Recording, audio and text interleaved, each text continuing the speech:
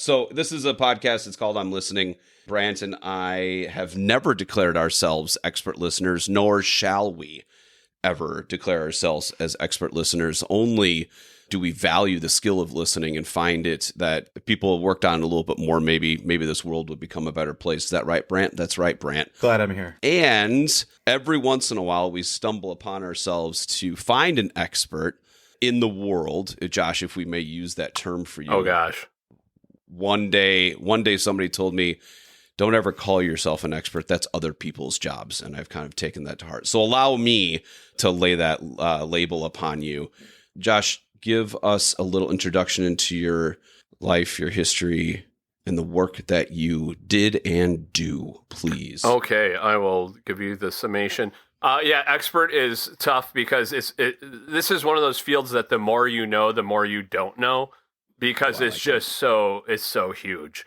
I was a sound engineer. I went to the Conservatory of Recording Arts and Science down in Arizona. I transitioned up to Chicago to do major studio work. I'm working with many artists that you would know that I'm not going to name drop right now, as the role of assistant engineer and engineer, segued out and had my own recording studio. It was a home recording studio, but that's kind of the way things have gone. I have a whole side tangent on that I'll try to stay off of. Then I had a friend building a restaurant and he needed a sound system designed. And so I did that and dabbled in that. And I find myself, anytime I get into anything, I have a tendency to hyper-expose myself to it and just go full down the rabbit hole. Of course, in audio engineering school, we got exposed to live sound. We got all the different branches: live sound, acoustics, engineering, mastering, mixing, producing, and you could kind of branch off and do whatever field. So I touched on acoustics, and it's such an interesting thing as far as our listening environments of how much a room, the people that are in the room, the noise of the room, the resonance of that room can affect our ability to hear and perceive different frequencies. You know, the simplest thing is if you're in a loud club, it's harder to hear. If you're in a place that has certain resonance at certain frequencies, there's going to be certain things that you might miss out of a conversation or out of a playback of a track or anything like that. This is why people spend thousands of dollars on room acoustics to build their listening rooms and their audiophile, hobby basements where you're having the $10,000 turntable and, you're trying to recreate that original performance as close as possible. And, throwing tons of money at getting that room environment. I've had people that I build sound systems for where money is no object for them. And they're like, hey, I want this record player and this one looks really cool. And I want this amplifier and I want these speakers. And I just look at them and I'm like, yeah, but your room it can't reproduce. Like, you're wasting your money. Like, if you want it for the wow factor, awesome. If you don't treat that room first, you're never going to hear those frequencies. You're never going to hear that Mike McCready's background solo on top of Pearl Jam. Like, you aren't going to hear those details without first treating that room. I don't know how I got into room acoustics. You asked me about my history, and now I'm talking about room acoustics. Yeah. Okay, so no, but that is. I want to go there. Okay, so yeah, that's. So yeah, I made lots of notes.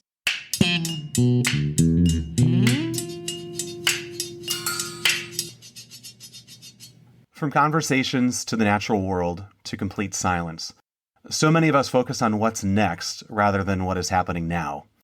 I'm Listening is a podcast that dissects the importance of listening. I'm Drew Richmond.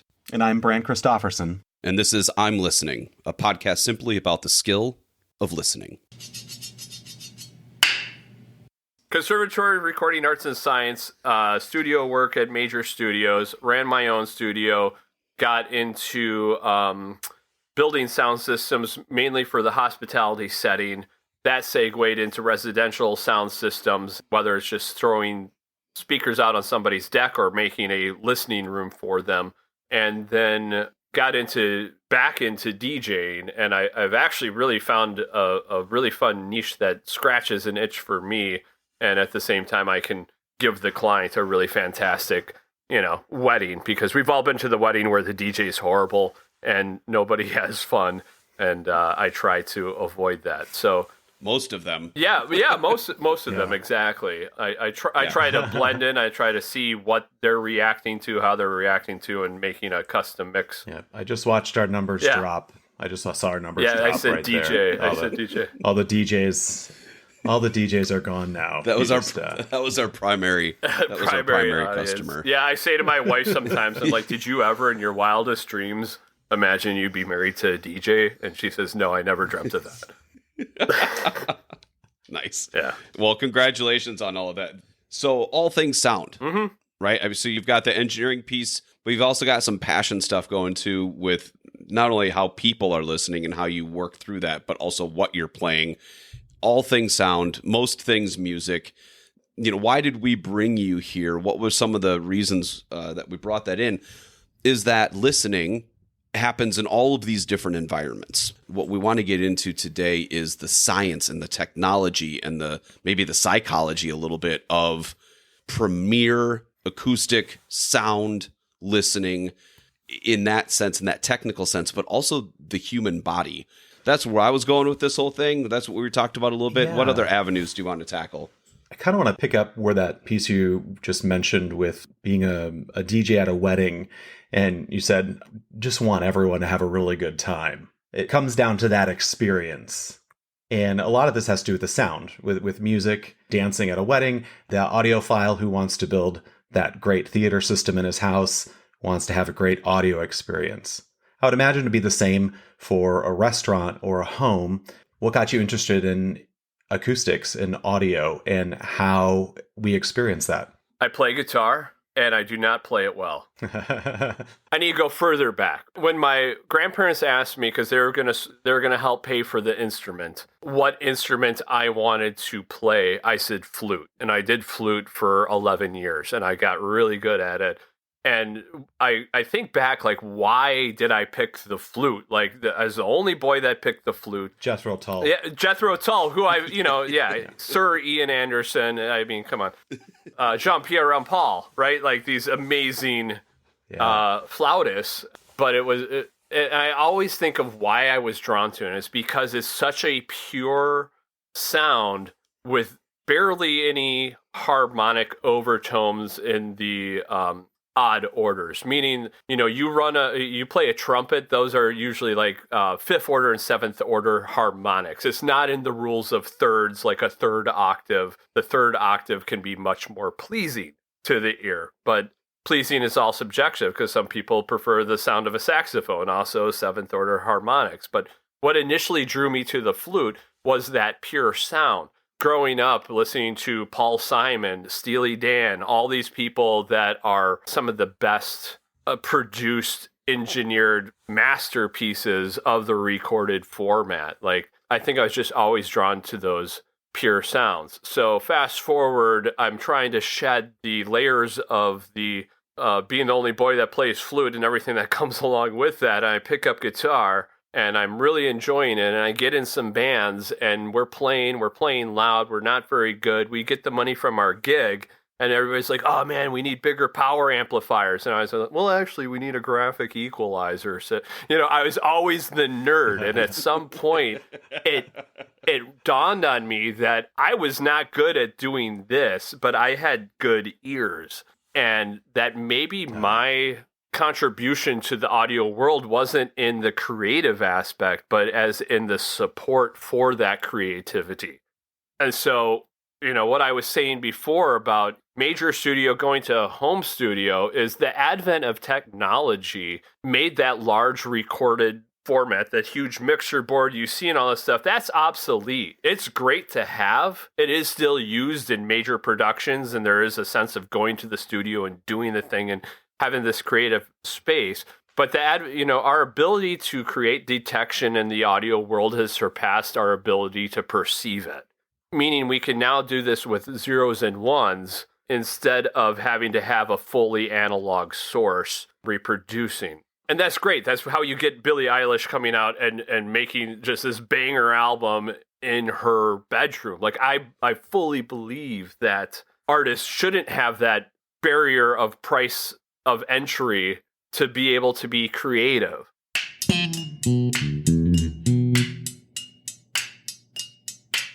getting full geek mode into the science behind everything. It's like, oh, all it is an AC volt form that's, modulated, manipulated by electrical signal.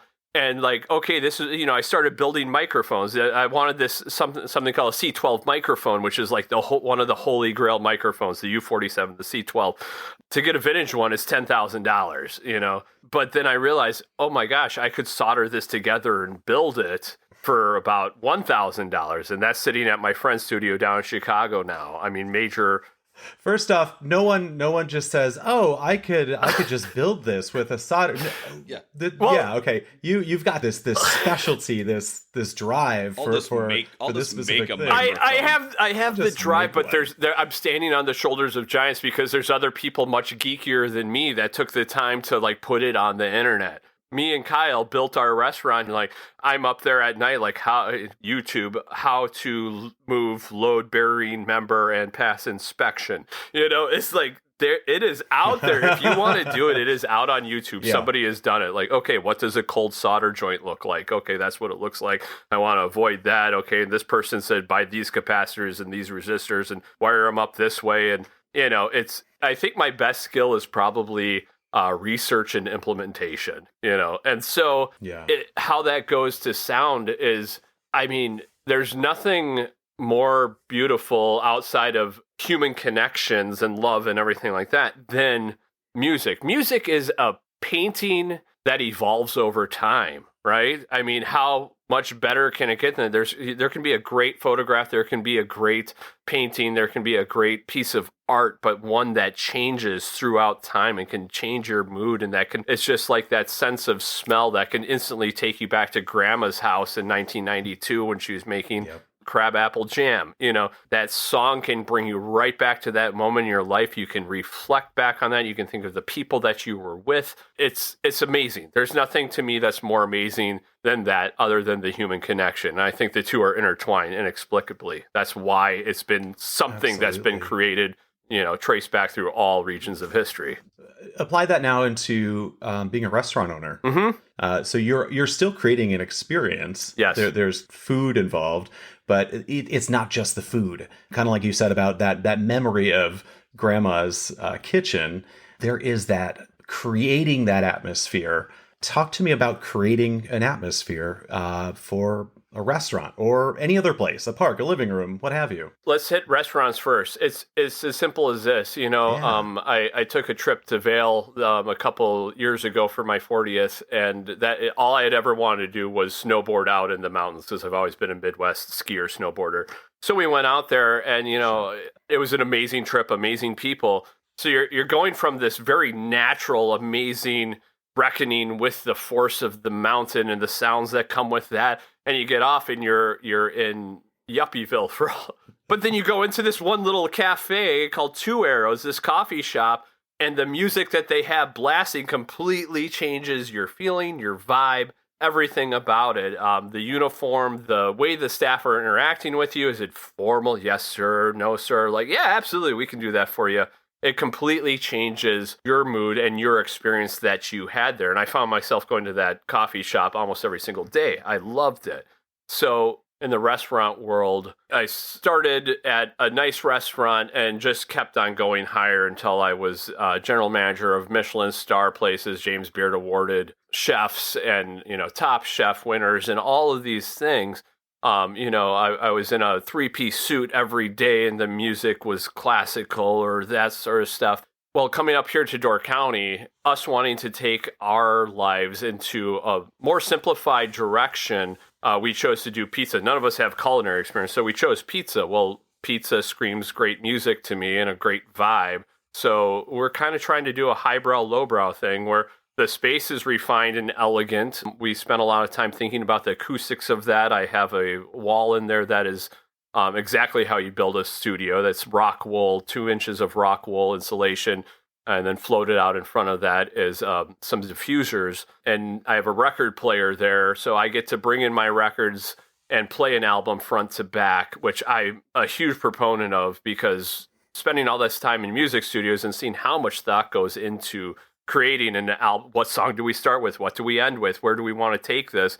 and being able to give that experience to the guests. Now here's the problem. So you need them to hear the music and still be able to hear each other talk in the restaurant because it's not a club. So how do you do that? Well, you throw money at it and you put proper acoustics up where needed. Once we hit summertime volume and I see how that place is consistently with the decibel levels, I'll start adding in some more diffusion of absorption so I can keep the music loud so you can hear your favorite track and still be able to have a conversation, not have to lean in and miss conversations because it's such a communal experience. I want people to have a good vibe. And I mean, Saturday, we got absolutely crushed, but I had at least 6 people come up at any given point and be, what are you spinning right now? What are you playing right now? And then that opened up a whole nother conversation like, oh, if you like Wells Fargo, did you check out Deep Purple? And, it's fun. It gets people involved in what you're doing. And that's fun for me. It's also good for business. You're creating a vibe. You're creating the energy. Yeah. I think the average restaurant owner or business owner is not consciously thinking, gosh, what is the decibel level of this room and how do I modify this to make a better experience? Yeah. What are you listening for? How do you know if it's too loud, if there's too many people, if the music's too loud, if, I don't know, the wind's blowing? The type of music. What do you... Is it... Yeah, type of music. Yeah, is it more rock and roll? Do you got to go country? Do you got to bring it back to some classical? Like, there's so many variables. Where do you start? There's a couple albums I can throw on, and it's cross generational, and it doesn't matter who you are, and those can be my feel out the crowd sort of element. But yeah, I mean, there's so much to unpack from that question. Let's talk about how you know it's loud enough or not. You got to design a sound system in a way that you can be actively manipulating it through the service as the room fills up, as it gets less, and be able to make those minute adjustments. So I have every single speaker in there. First off, you need enough speakers that you don't just have 2 speakers pumping at full volume. You can't customize the sound very much at that point other than up and down. So right now we have 8 speakers going in a fairly small space. I mean, the entire space that the guests are occupying is maybe 1,200 square feet. So 8 speakers in there. And they each have their own volume control. So the way I wired it when we built the restaurant is everyone has its own speaker line and I can manipulate every single speaker. So if somebody who is harder of hearing or has hearing aids in is like, oh, can you turn the music down? And it's usually somebody older, and I get it. Like those hearing aid are designed to boost a certain frequency range, and it is piercing when the music is too loud. So now if they sit underneath that speaker, I can turn that speaker down without affecting the rest of the room. I always want to be able to hear the music, and I always want, when I approach that table and, hey, is there anything else I can get for you? Are you enjoying your pizza? I don't want them to have to shout at me or me to shout at them. If I find that we're shouting at any point, my wife's going to laugh because she says I'm way too loud, period. Because I am. Then I know that the music needs to come down, or maybe the room is just too loud at that point. I can't do anything. If I start pushing the speaker level up, well, that's just going to increase everybody talking louder, and then it becomes this ever increasing problem. So it's just having the knowledge of what you can do to manipulate the room at any given point. To segue to how do you choose the music, I'm looking at the crowd and the clientele all the time. I find certain bands like the Eagles or Steve Miller Band or Dire Straits or Steely Dan, which is really the cilantro of the music world. You either love them or you hate them. I love them. And then some newer stuff that, it's top 40s are never on our playlist, but I will play Tears for Fears put out a great album. Everybody knows Shout. Who knows the rest of the album? Because it's really good.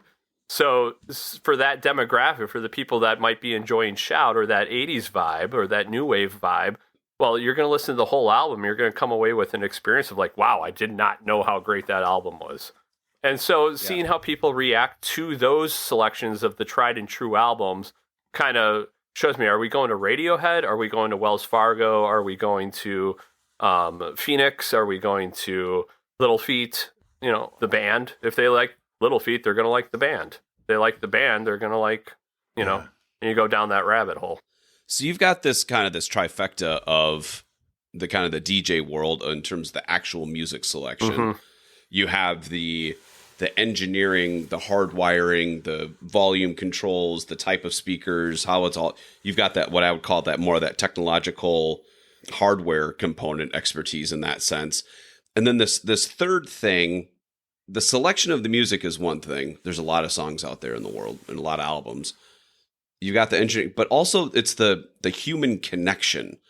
It's the vibe. It's the you want them to come back. They're there for pizza. They want really good pizza. You're going to give that to them, and a glass of wine, cocktail, whatever it is. But you're creating the vibe and the human component and connecting all of those things. Oh, can you learn that? Does that just take 30 years to figure out, or can you like go to college and get that dialed in and do it? Like how? Because you can be a sound engineer and be like, that's going to be a great album. I know what's going to be a great album. You put that track here. Let's turn this up. Let's turn this down. You can engineer the shit out of an album, and you can also create the most acoustically balanced, perfect room in the world. And it doesn't matter what they play in there. You walk away, you did the job, you got the paycheck, and it's done.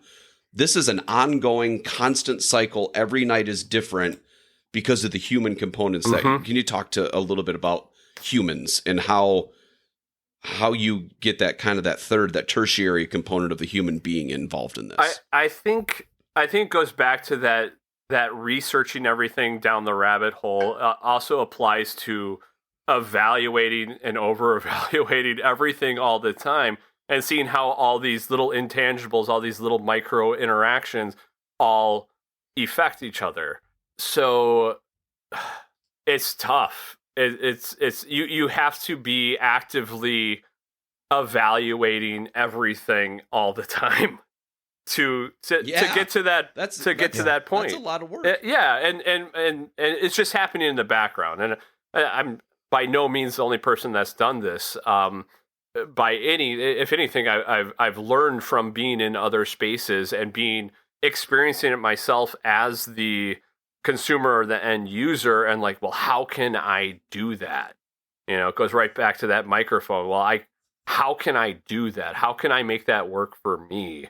How can I make that work? Because I want to give the guest that best experience and have a vibe. Nothing to me is better than people getting involved in the music, and for one, they can hear it. Two, they know it. They feel a part of it. It's just like a conversation. If two people are having a conversation and they got your back to you, you feel left out. I want everybody to feel included. When I'm DJing, I want everybody to feel included. I want everybody that wants to dance to feel like their music is represented to get out there and dance.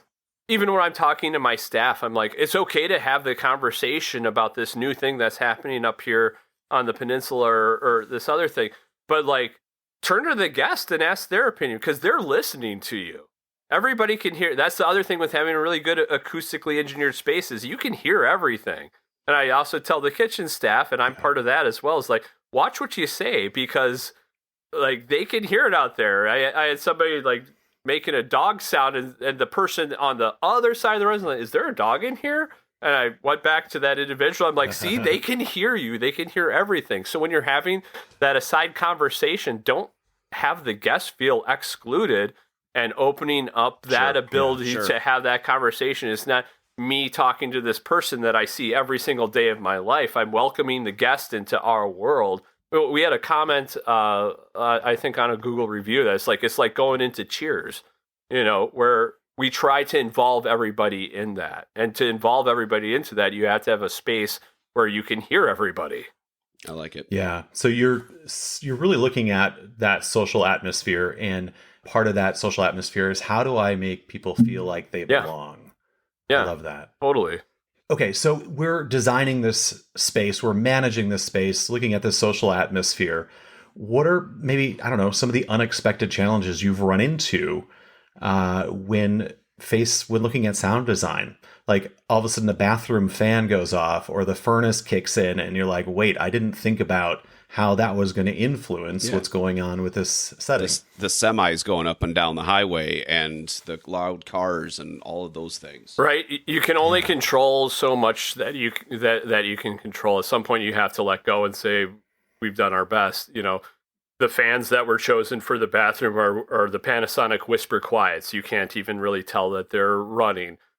The hood is mounted in a way that it's not that crazy when we have the hood at full crank. If the hood is at full crank, I'm talking about the kitchen hood that's extracting is on full crank. It means that we're really busy, and so it's going to be loud in there anyways.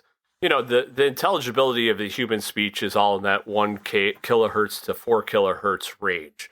That's why a telephone sounds like a telephone. It's rolling off the frequencies on the super high and the super low end and concentrating on that 1K to 4K range. So if you dial in that 1K to 4K, you're going to be able to hear what people are saying, even if the bass is loud and everything else is going on. It's more about addition by subtraction. If you've subtracted as much from the noise floor of the room out of the equation, you're going to have more headroom to be able to listen to music and listen to people talk. Isn't there a spot where it's too quiet, though? Totally, yeah. You go into I don't want to listen to Drew chewing his food. You go into an anechoic chamber, and people, there's still a active competition for if somebody can survive more than an hour in this anechoic chamber, you get $1 million or whatever the prize is, and nobody can do it because it's unnerving. You can hear your blood going through your blood vessels. You can hear your heartbeat. Yes, there's definitely. Obviously, that's on the far end of the extreme of too quiet. But yeah, I don't want to necessarily hear the conversation 3 tables away from me, but I want to be able to hear the person that's sitting across from me. So it's manipulating that environment where the music's loud enough to mask what's going on 3 tables away. But it's a sweet spot. It's a sweet spot. Yeah, that's fascinating. Yeah. Have you ever come across something that you just didn't expect before? Some unexpected things when you choose to start playing full albums front to back is like, oh, I forgot that this has 3 songs that are really melancholy and low energy, and now it's time to flip the record or flip to a different track. Or I at the restaurant, I always have the record player ready to go, and I have an iPad right next to it with, say, Tame Impala radio ready to go. So if I need a transition quick or I'm getting too many phone calls, I don't have time to flip the record, I can instantly just flop the faders, swap the faders, and get music going back into the space. So that's one unexpected thing is how do you deal with being super busy and still be able to flip records? And what if I'm not working the front? What if I'm on pizza line? Well, now we're probably playing one of our playlists. How has this evolved as your expertise really rely on are focused in on research and implementation? How has this evolved? Has this been kind of the same way like the great restaurants did it 60 years ago, and that's just kind of what's happening today? Or is it really something that is technologically advanced and is really dialed in and is something that's 5 to 10 years old? Well, 2 parts. I mean, if you want to talk about live sound reinforcement as far as going to a concert, that has definitely evolved. As far as room acoustics, I feel that you're really relying on absorption and diffusion and reflection and designing a space. And that is very old technology.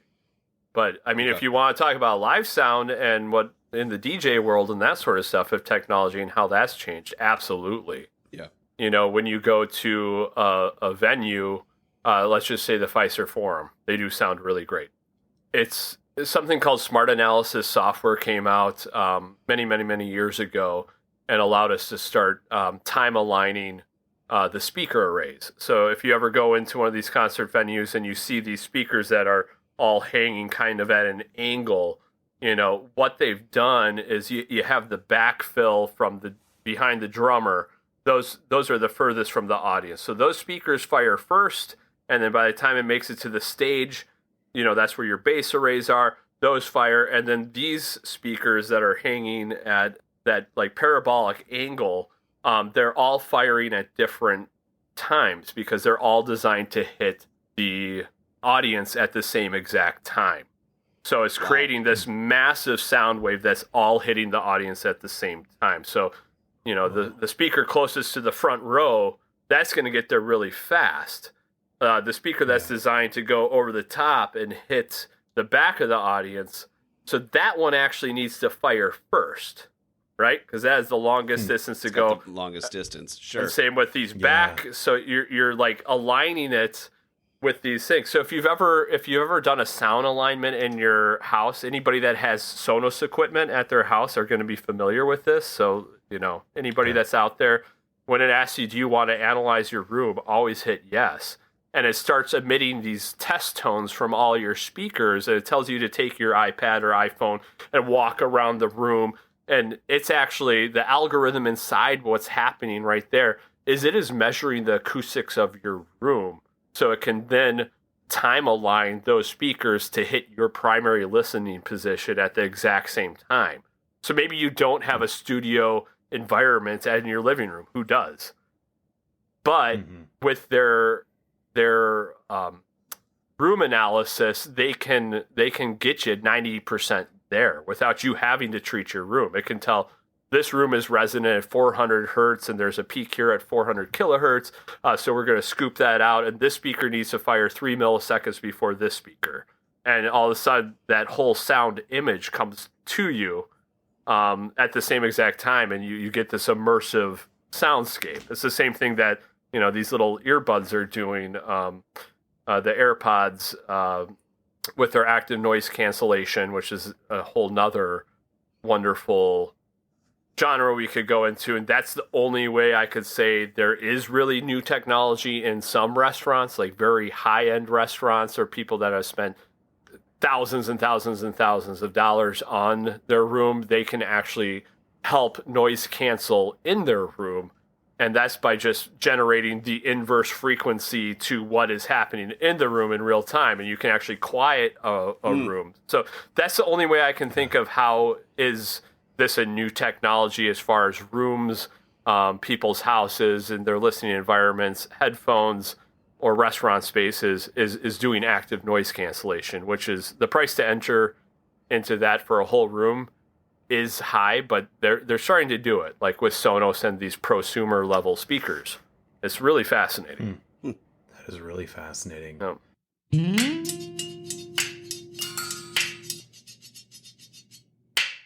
you have a favorite listening experience? It could be an album, it could be a room, it could be a concert. Anything that comes to mind where like, this was amazing? Yeah, absolutely. Radiohead, Bonnaroo of 05 or 06.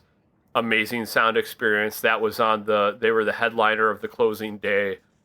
So by then the engineers back in the sound area had that system just perfectly tuned. It was perfectly humming, because it's one thing to be an engineer in Mixland, which is, if you ever go to an outdoor concert, there's always going to be that gated off area right in the center of where everybody wants to stand. That's where I stand usually when I go to a concert, because now I'm listening to what the engineers are listening to. Yeah. So that was an amazing sound experience. Arcade Fire at the United Center was an amazing sound experience. Everything was just perfectly tuned and amazing. Paul Simon and Sting at the Blackhawk Stadium, I forget the name of that venue, was an amazing auditory experience. Chicago Stadium. Yeah. There's something to be around a campfire with some really good musicians and, a couple of hand drums and have that. But that's more of the experience than it is as like great sound reproduction. But we all know if you put a Martin in the hands of a good guitarist, it's quite something else. And that's what we're trying to create with having records in these listening environments. We're trying to recreate that original performance. I put on Eric Clapton's Unplugged on my record player through some good speakers in a well-tuned room, and my wife's like, it's like he's sitting right here playing. I'm like, yeah, that's what we're trying to get to. We're all trying to get back to what we originally were doing in the studio, get back to that live performance and that human connection. It's just really interesting to me. Yeah. What should, just the average person out there look for when they want to have a great listening experience? And a listening experience could be, again, that concert, or it could be just looking for a restaurant where you want to sit down and talk with someone. What should I be looking for in a great listening experience? How it makes you feel. I mean, that's the best way I could put it. That's what it is to me. If my ears aren't bleeding at the end of it, that's a good thing. I love Modest Mouse. Every Modest Mouse concert I've been to, it was horrible acoustics, and I felt like I need to like have earplugs in the whole time. And this is a much younger me. This is a 22-year-old me saying this, not the 42-year-old version of me saying this, of just like, Yeah. all frequencies represented at their proper... I mean, I don't know how to say it without getting geeky. If you want to talk about, or nerdy and be alienating a lot of the listening base here. Because to me, it's just a feeling at this point.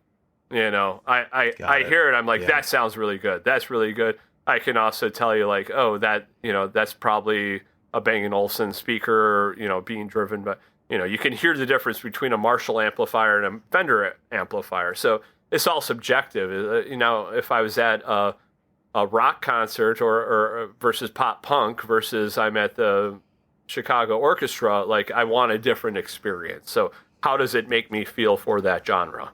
Yeah. Oh, were you going to say something, Drew? Oh, I have 9 things to ask. You go. You want me to? You go. Okay. Yeah, going back to Brant's question 2 times ago, you know, what do you love? What drives you nuts? Like, what's the thing that just like, just really gets at your gut and just like, this is not, you did it wrong, or is it outside sounds, or like, what's the thing in the sound world that just drives you crazy? Clipping the speaker. Clipping the speaker, distorted speakers. There's no reason to drive it. If you need it louder, add more speakers, add more amplifiers, like clipping the speaker. Now, getting back to that, especially in the digital world, if you are clipping at a digital point, it does not sound good. Analog distortion can sound good. This is Jimi Hendrix. This is distorted guitars. That is overdriven speakers or overdriven, you know, plate amplifiers or overdriven tubes. And that can sound good. That can sound really good. But as far as just no-nos, it's and people that don't understand microphones and how they work. And by that, what I mean, especially in the DJ realm, you're handling the speeches, and I say, you know, you need to like speak into the microphone, and all of a sudden, this microphone. So I wanted to thank everybody, Dave.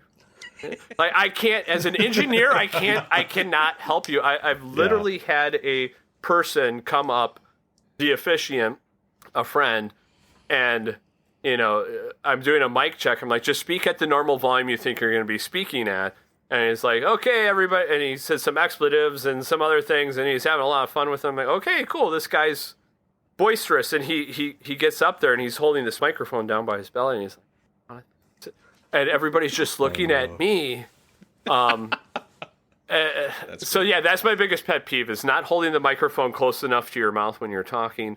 Okay. And most people aren't going to know that or understand why that's so important. And it's an engineer clipping the speakers because they don't need to be.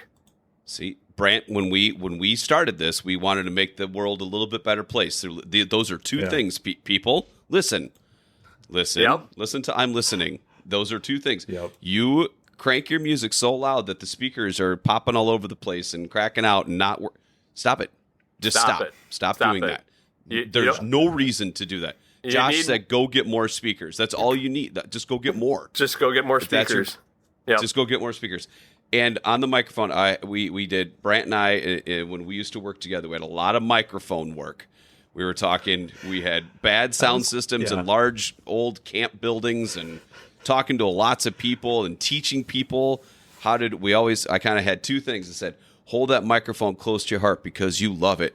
And it always just kind of kept the thing, like, otherwise, it's down at the belly button, or they're eating it, or I don't know what's going on. It's not that hard. It drives me nuts when it's why are you in eating their the mouth? microphone? And then the other one I always said was, it's a microphone, not a megaphone. Like, all you have to do is talk. It's got electronics and shit in it, and it'll pick it up. It's amazing. It's amazing what technology will do these days. It's not. It really is. Anyway, and then the that other brings one, me back to the days. This will only be for everybody on video here, which is 2 other people. But it's this is one of the most classic. Oh, this is my wireless microphone, but it's the same thing as the Shure SM57. But when you get one of these microphones, It's a microphone for anybody that can't see the video. It's when you grip the grill. When gripping the grill like you this, are not, like you're a rapper. You are not a rapper. You are not a rapper. And the only thing that this does is distort. So if you want to be distorted, that's how you do it. There's something called rear phase rejection ports in the back of here, and it needs the sound coming into these, and it goes through this channel at this perfectly timed amount that it cancels out everything coming from the back of this. So if somebody shouts at you, you aren't hearing it. It's the same thing as noise cancellation to bring it all back. It's the same thing. It's getting that waveform at an inverse proportion to the one that's coming in. So it amplifies here. Held at an angle right now. That microphone is being held at an angle. He is holding the microphone with his entire hand at the top. It looks cool. Envision like a 1987 rapper off to the side. It doesn't work. Stop doing it. So there you go. So cool. All right, that answered one of my questions. The other one I got that's Brant, I want you to talk about noises that drive you crazy. This is a part that we talked about when we were storyboarding this one.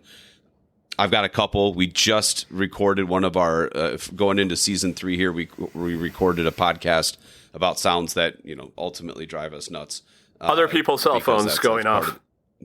Cell phones, dogs licking themselves, things like that. That just misonomia, I believe, is the word that Brant brought to our attention. Sure, nails on the chalkboard, that sort of stuff. Yeah, it's not a fear of those sounds. It's a grading of scale of your tolerance to those sounds. So that's pretty fascinating. Anyway, Brant, you talked about several sounds that drive you nuts. There are. And I think it might be just really sensitive to sound as well. So with the misophonia thing, it's things that bring like a negative emotion to us when we hear it. And we mentioned a little bit those before, where it's the semi trucks going by, or the bathroom fan, or in my house, it's the washing machine or dryer in the background when I'm trying to have a conversation. Are there certain sounds or things like that you're sensitive to or drive you nuts, or is it just background noise? Yeah, Brant has coasted over this, and I'm taking over this question right now, Brant, because you went on what did I do? You went on a 7-minute tirade when we were storyboarding this earlier on bathroom fans, and you were like, "I can't." You turn on the bathroom fan, and it sounds like you're going to get sucked out of the room, and other things. But like bathroom, you did, Brant. You gotta get some emotion behind this, man. Okay. I want you to start that question over. I want you to talk specifically about bathrooms. Ready? About and bathroom fans. 5, 4, 3, action. All right. I want to talk to you about bathroom fans. They're so loud, and they're like ratchety. I can't stand them. And it's unbelievable. You want the quiet. I'm sorry. I told Panasonic Whisper Quiet. Just throwing it out there. Whisper Quiet. The Whisper Quiet. This episode. $120 on Amazon. I run them at my restaurant 24/7. When people are there, you can barely tell that they're there, and they suck. Oh my God. I mean, in a good way. That's how you want a bathroom fan to suck. Good way. Yes. Yes. No, I'm with you on the bathroom fans. I'm with you on the bathrohm fans. They rattle. They make noise. I went to go vacuum our old one out a while back, and I had left it open because I was going to come back to it. My wife saw it, and she's like, "Oh, I'm going to help vacuum it out." And this is where I'm throwing her under the bus. Sorry, Karen. Love you. Love our wives. She had turned the fan on with when it's open, so it's like a cage spinning around, and put the vacuum in there, and it accidentally broke it. So it was really, really loud. Mm-hmm. So then I went on this deep dive of like, okay, I need to do some research to figure out what kind of fan do I order? And it goes into sones. Is that what it is? Like sound level of how you measure a fan. Yeah. But anyway, it was, going down that rabbit hole. I don't think I got the Panasonic, but I got something that was pretty quiet when it came to finding that bathroom fan. But man, anywhere I go, that is the thing that drives me crazy is that sound of bathroom fans. Airplane toilets, flushing. Yes. Dyson air dryers. Dyson air dryers. Yeah. I love the blade, but I hate the blade. Don't like. Yep. Yeah, don't like It's the so sound. loud. It's just okay. This is service industry, but taking out the glass recyclables at the end of the night, there's just no good way to dump that bin without it just being a cacophony of and celebration of everything I hate. Yeah. See, good. We need to start the podcast here. We will reverse this entire thing. Yeah, we'll just start it that way. Just get deep into What about the other sound side? engineer. Yeah. The other thing that Drew and I were like, wait, there could be the opposite of that, where there's probably someone who loves that sound of those glass bottles. Yeah, sure. Right. Everybody might claim that they do just to be out there and be different. But I have to challenge you that you don't. That you don't, and wrong. you're wrong. You're just so wrong, and you're just saying that like you could get cool points in my head by saying so many other things and something so dumb like that. Yeah. That's funny. But maybe they do. Maybe they takeaway. do. Maybe they. I mean, I have to have a fan on when I sleep. I have a travel fan, a battery powered travel fan, and it has to be right next to my ear to be able to sleep. And I attribute that to growing up without air conditioning and having that fan, next to my head all the time. And now it's my white noise generator. I actually have an app on my phone to generate fan noise, and I can oscillate it, or I can add in rivers or streams or whatever. I can't because I have to pay $7.99 a year for that. But having that white noise to activate that corner of my brain to say it's sleep time.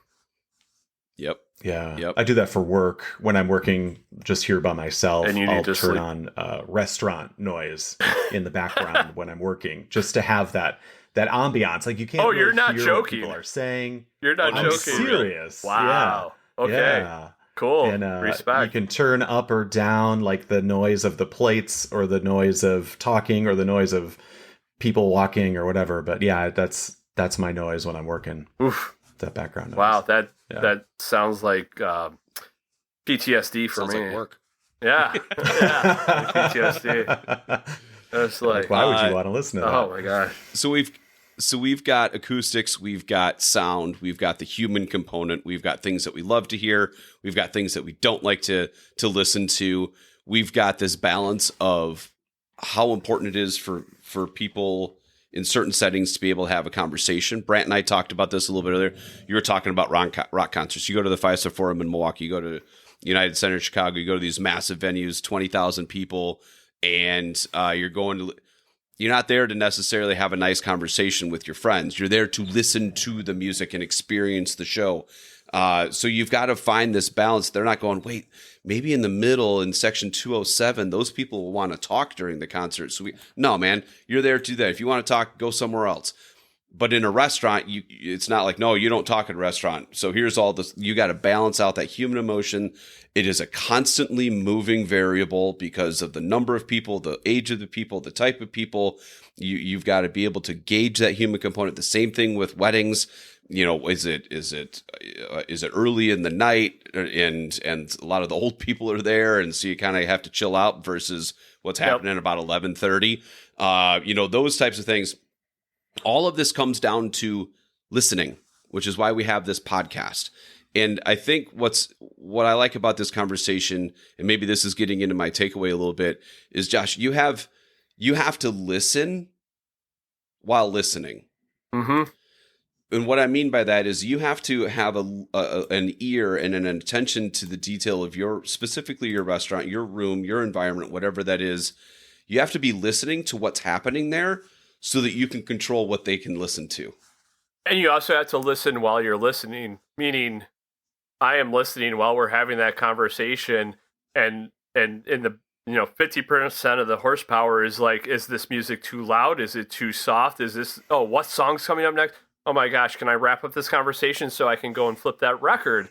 Like, so I'm listening while I'm listening so I can listen. Yeah, it's another, and listening in general, an observational skill, I think that ties right back into the DJing element of like, not only listening to what's happening and listening to the music and listening to the feedback I'm getting from people, but if I can bring that one step back to observation in general, it's just observing, like, are people, whether it's at the restaurant or while I'm DJing, like, are people, maybe they aren't dancing, but they're like getting into it. That's cool. Maybe they're not a dancer. I'm not a dancer. That's why I got into DJing. That doesn't mean they aren't enjoying it. Are they enjoying themselves?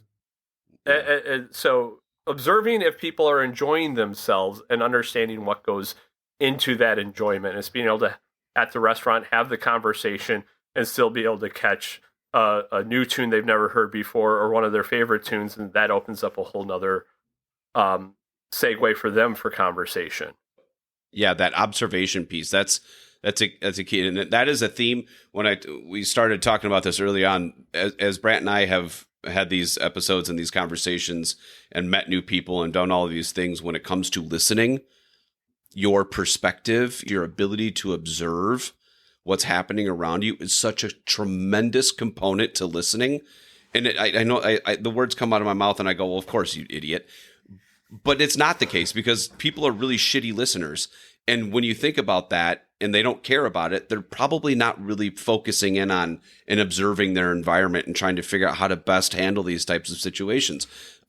The observation piece is a key component to this. Thank you for bringing. Yeah, are their arms crossed? Like all these nonverbal cues. Are you open?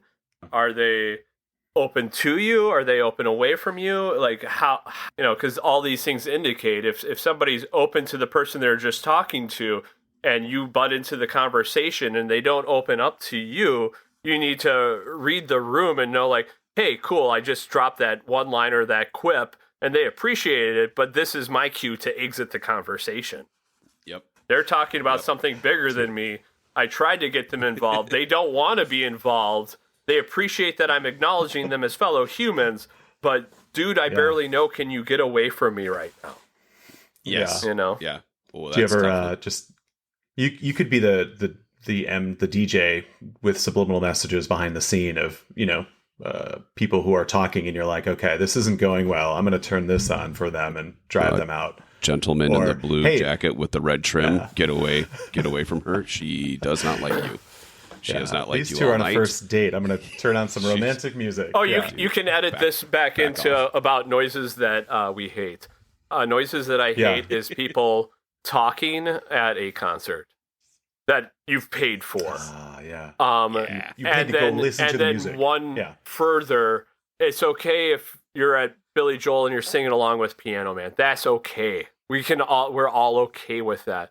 But when I go to see Tool, I don't need you screaming the lyrics right next to me, because I came there to listen to Maynard and the sweet, sweet tones of that 5'7" man, or however tall he is. I'm not here to listen with to the mohawk or without the mohawk. Might be oddly specific, and there's a reason for that, because that's exactly what happened. I like it. It's like, see, great tips. Also, guilty as charged. I sing really loud at all of the concerts, so do not stand next to me. You and I will not go to a concert together if I know the lyrics, because I will be singing poorly and guessing at half of the lyrics because I don't really remember any of them anyway. But that's good. That's good information for people. Brant, give me your takeaway, and then I want to get to Josh and wrap up and thank him for his time. But I want to capture his takeaway as well. Brant, takeaway from this. What are you walking away with? What are you starting right now? I'm going to go reassess my home sound system. Me too. Okay, so we moved into our new house just recently, Josh, and that is one of the things I haven't unpacked yet is my record player. It's literally that fuzzy thing right here. Gotcha. That's just sitting on my table. I need to go get it hooked up. So I'm excited to go and hook up my stereo, hook up my sound system, and just listen to some good albums. That's got me excited for that. Yeah, that's my takeaway, Drew. Josh, what's your takeaway? Shut up and don't complete other people's sandwiches. Getting better at listening, I think, is really important. When you reached out to me, Drew, and told me about this, I'm like, what a great basis for a podcast. I hope that it continues to be a deep realm, and it seems that you guys open up the format for a lot of interpretation of what listening is, to be able to have really great conversations about all things that go into it. So my takeaway is shut up a little bit more and talk a little bit less. Yeah.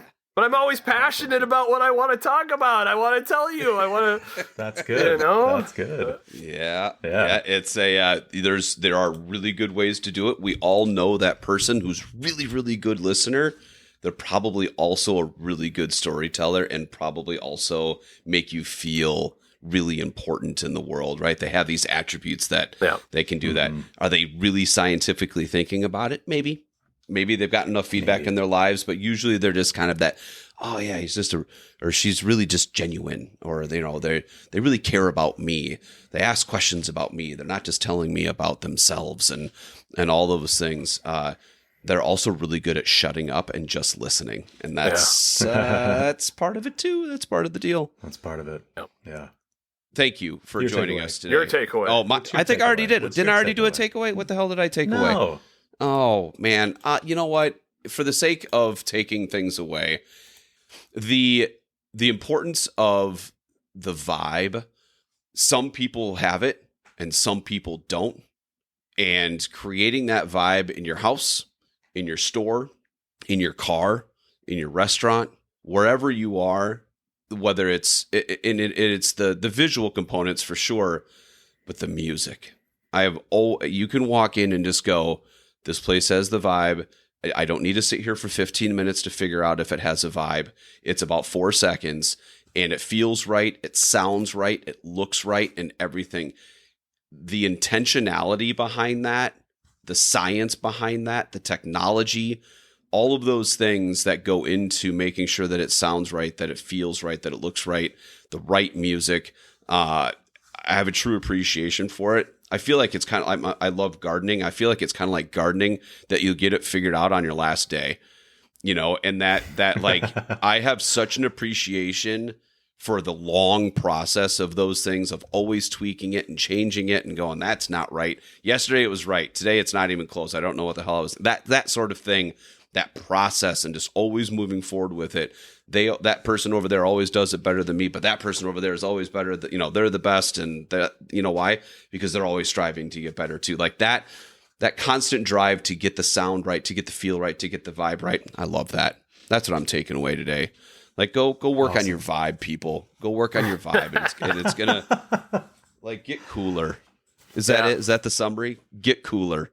Get cooler. Yeah. Just gonna bash all our listeners. No, they're great. Their listeners are great. They just need to get better. Just get better. And you get cooler. Okay. Yeah. Get better. Yeah. Equilateral triangle for those speakers. You want those speakers equilateral triangle to the listening position at ear level. That's what I can tell everybody right now. If you do that there you go. At your house, if you can get them equal distance from the wall and have an equilateral, if they're 10 feet apart, then you should be 10 feet from them.